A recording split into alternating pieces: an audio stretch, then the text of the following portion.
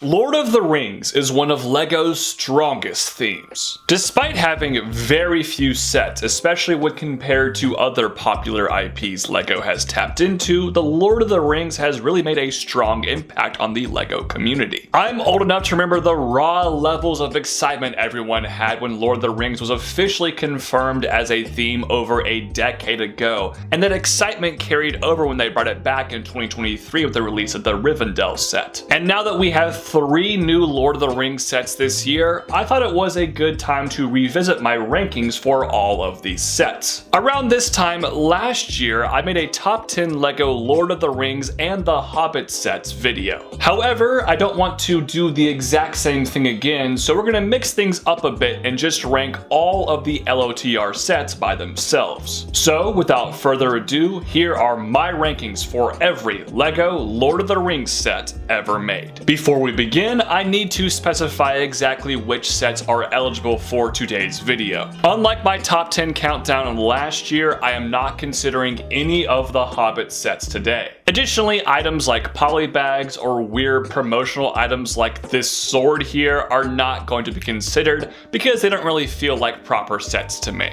I'm mainly talking about the sets that have actually come in boxes and have substantial value. That left us with 18 different products from 2012 up to modern day in 2025, so now let's begin the countdown. Number 18. 40693 Fellbeast. Something had to come in last place, and honestly this is a very strong list. I don't think any of these sets are truly awful. But if you watched my review for this Fellbeast GWP last summer, you'd probably understand why I did not like this set that much in particular. The minifigure was a downgrade from the version we got in 2012, and the actual Fellbeast build was just kind of mediocre. I had been clamoring for LEGO to give us a Fellbeast in brick built form for so long, and then they just completely half-assed the design. Sure, the wings look pretty cool and it's a decent size for a gift with purchase, but that head is unforgivable in the lack of detail. The one saving grace is that the set was free, I guess, with purchase of a $460 set.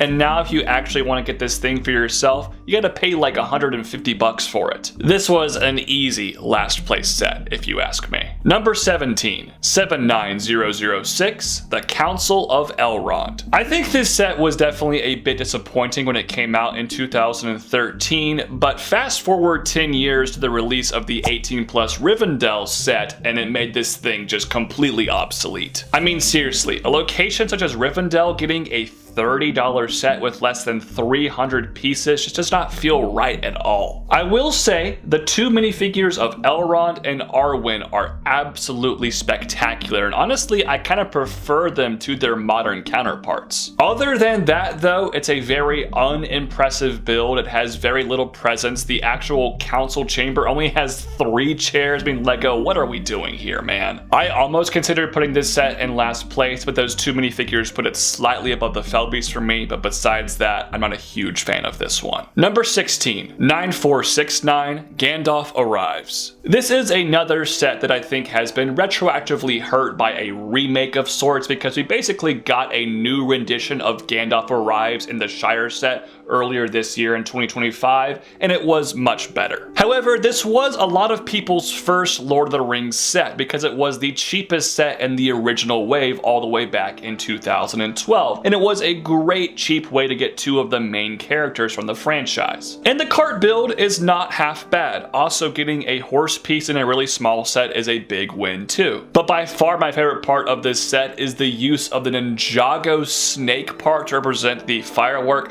I thought that was infinitely clever. So yeah, this set hasn't aged particularly great and definitely seems worse by comparison to the newer rendition, but it still kind of has a special place in my heart, which prevented it from being last on this list. Number 15, 79005, The Wizard Battle. I know it's a bit unfair that a lot of these smaller Lord of the Rings sets are lower on today's list, but LOTR is a franchise known for its epic scale and big locations, and it kind of feels fitting to me. The small stuff just isn't quite as cool. And that also is kind of a spoiler for a few of the next entries here today, but don't let me fool you guys. This Wizard Battle set is pretty cool for $13 back in 2013. Gandalf was already pretty easy to come by, but Saruman was a brand new figure for this particular wave, and getting such a reputable character in a small set was a humongous victory for Lord of the Rings fans everywhere. And the actual build was pretty cool. There's some cool pieces. It's a small little desk display. I think it works out nicely.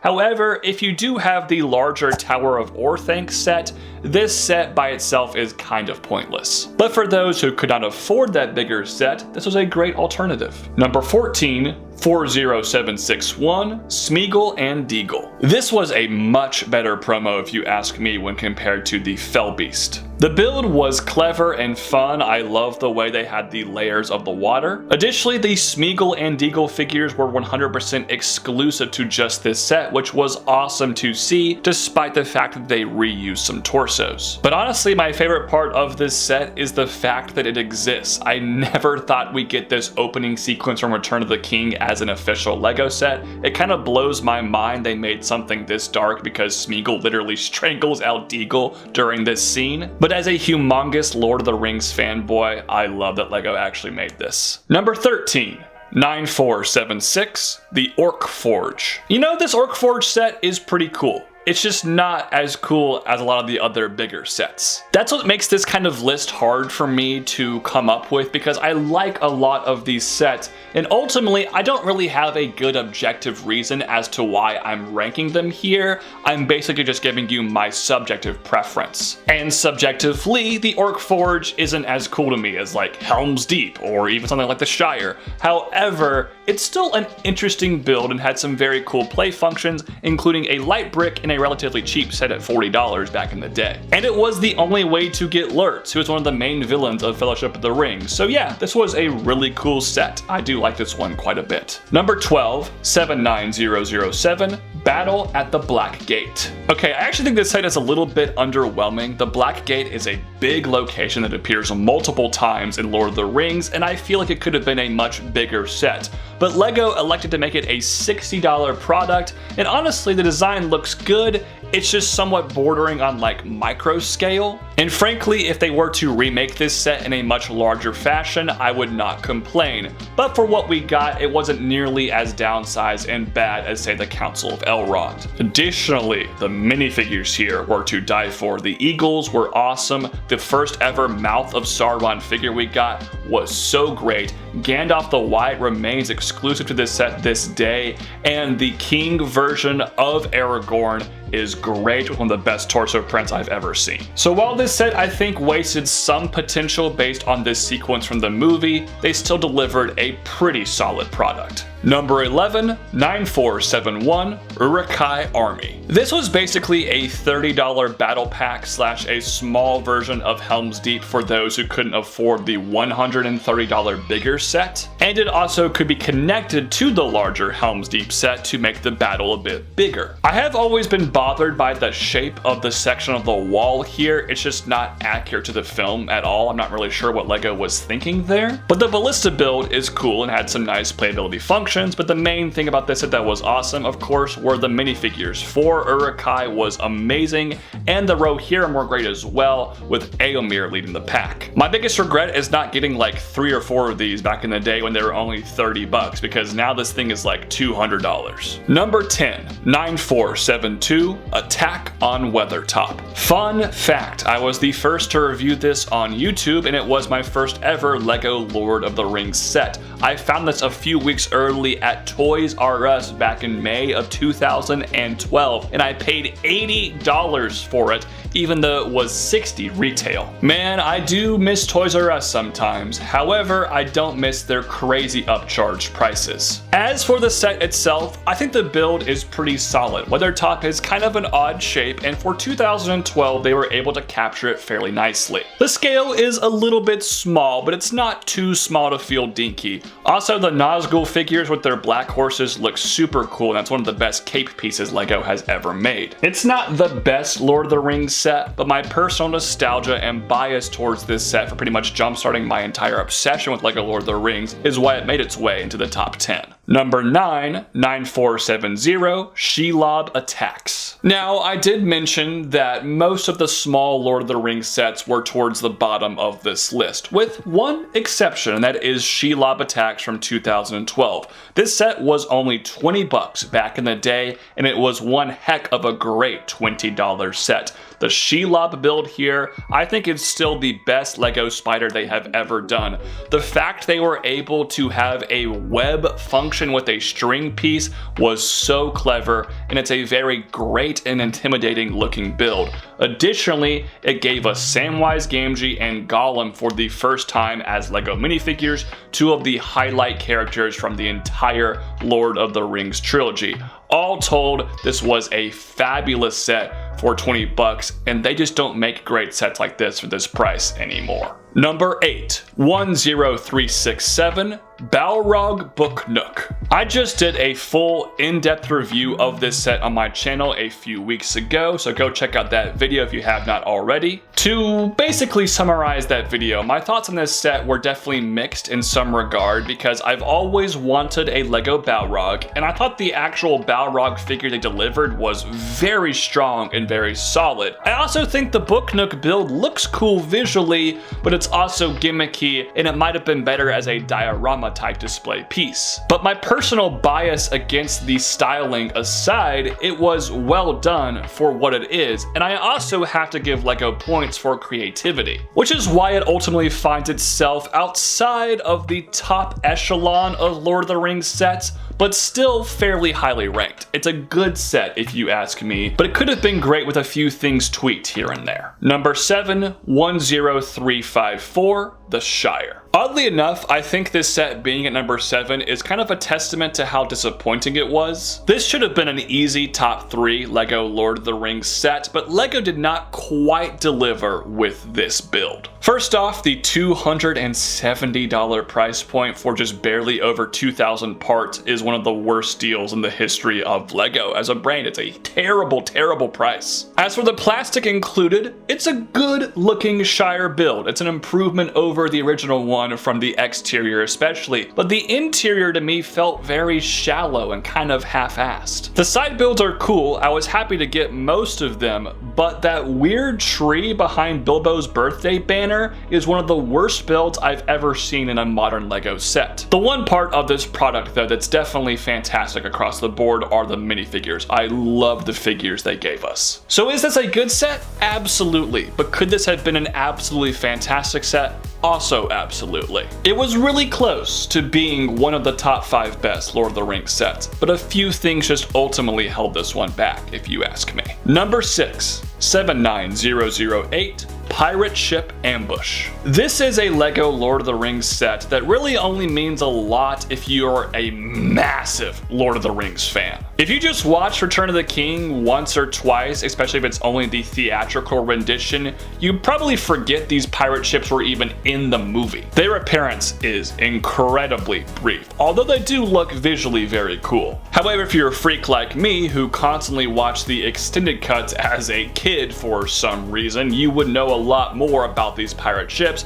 and obviously there is the greater Tolkien lore out there as well. Because of that, I was completely in favor of an obscure, weird set like this being released, and it looks great. Additionally, the figures of the Dead Army are so fun. I love the way those look, and they are exclusive to this day. Overall, it's an awesome looking build. It's weird and obscure, but in the best ways possible. This was a dope set back in 2013. Number 5, 9473, The Mines of Moria. My biggest complaint with this set is that they did not do the Balrog back in 2012. I always wish they had expanded the Mines of Moria sequence a little bit more, but now we actually have a Balrog, so I'm kind of happy. In a vacuum though, this Mines of Moria set is pretty fabulous. That cave troll is one of the best big figs LEGO has ever done. Each of the individual builds mimic the movie extremely well. It's a great display piece. It was great for play value too. It was a good price at 80 bucks in 2012. This is a great play scale set. I love it. Number 4, 10237, Tower of Orthanc. The first direct-to-consumer Lord of the Rings set was the Tower of Orthanc all the way back in 2013, and this thing is a beauty. Some of the design techniques look a little bit simplistic when compared to modern techniques LEGO has established here in 2025, but for 2013 it was really impressive. The build was very tall, all the little individual rooms are great, the minifigures, while slightly sparse, were nice to get, and Treebeard also comes with this set, which is a huge victory for everyone involved. This had a claim to be the best Lord of the Rings set a few years ago. Obviously, some newer stuff has surpassed it, and I actually think one older set is better than it as well, but it's still a dang good set. Number 3, 9474, The Battle of Helm's Deep. Before I even talk about this set, I think the Battle of Helm's Deep might be the single greatest battle sequence in any film ever. It is just so epic on so many levels. I mean, for real, the entire last hour of the Two Towers is pretty much exclusively this battle, and it's so well done. I also think Helm's Deep as a location just looks really darn cool. It's a very cool looking castle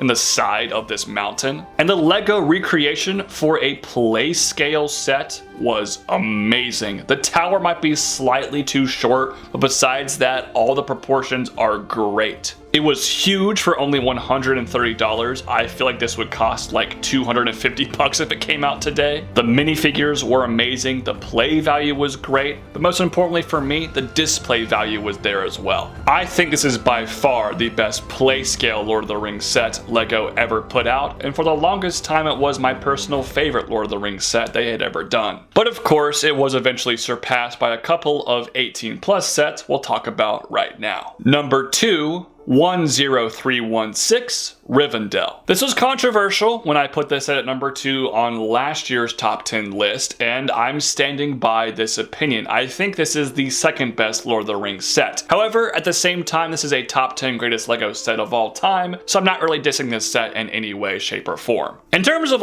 colors, this is probably the best LEGO set ever. It's just so visually appealing. I absolutely love all the colors here, the trees, the architecture. It's so ornate and so beautiful. The shaping is wonderful, the interior is fun, the minifigures are great. This is pretty much a perfect LEGO set, and the only reason it's not number 1 is just my personal preference. Also, this set brought LEGO Lord of the Rings back, and it was a great deal for $500. Yeah, I know that's a really expensive price to pay, but it was more than worth it with over 6,000 pieces and 15 minifigs. If you put this at number 1 on your list, I really can't disagree with you. But my number 1 is set number 10333, Barad-d'-ucirc. I could gush about how good the design of this set is, but I'm going to tell you guys an anecdote instead. When I finished building this set in June of 2024, I literally fell back in my chair in awe at just how huge and immaculate this design looked. It's such a grand, gigantic LEGO set of a location I dreamed about LEGO making since I saw the movie in 2003 when I was 6 years old. I mean, seriously, I did not think they were able to pull off the Eye of Sauron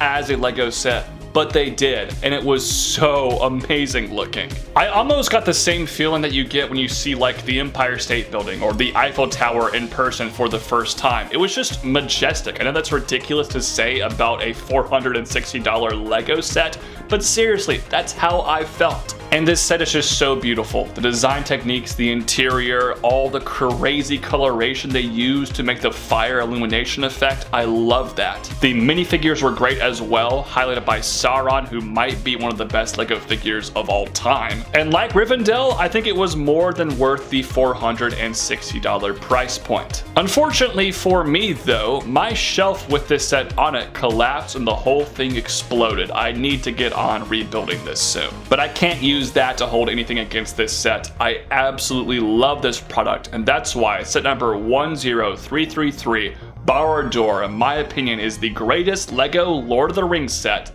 ever made. But those are just my thoughts. Please comment down below with your own personal lists. Thank you all so much for watching today's video. Have a fabulous rest of your day. Peace out. God bless. Bye-bye.